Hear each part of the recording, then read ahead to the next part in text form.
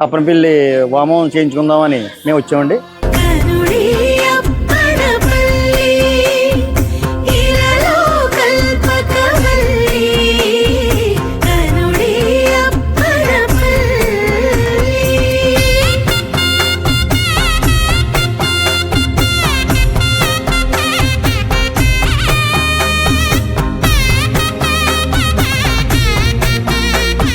ఈ గుడికి వచ్చిన కాడి నుంచి మాకు చాలా మంచి జరుగుతుంది.